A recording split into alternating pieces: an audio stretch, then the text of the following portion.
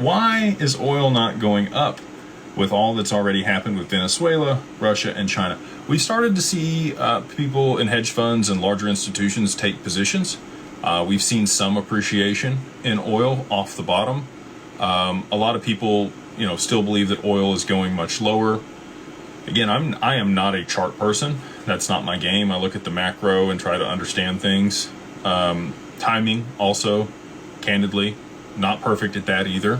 I'd be okay if things do escalate here this week, and I'm off by a couple weeks. I think people would give me some grace on that. I don't know if that's going to happen or not, but I think people would give me some grace. But yeah, we've started to see oil priced in yen start to rise. We're about 7% over the last 7 days. In order to get the inflation up there in Japan and them have to raise rates aggressively, it's likely going to have to spike, somewhere between 25% or greater in a very short period of time. And that would then cause them to have to move quickly, have an emergency meeting. The Bank of Japan is going to have their meeting this month on the 23rd, and they do intend to raise interest rates then. So, but that's going to be priced into the market. Markets are always forward-looking, about 6 months. They're anticipating things, which is just human nature. And so the only time that you're going to get a discrepancy between what the market is today and a different outcome would be if there's a black swan or something that is not anticipated that happens.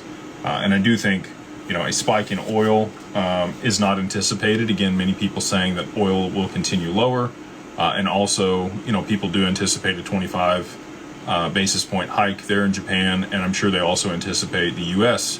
Lowering interest rates another 25 basis points.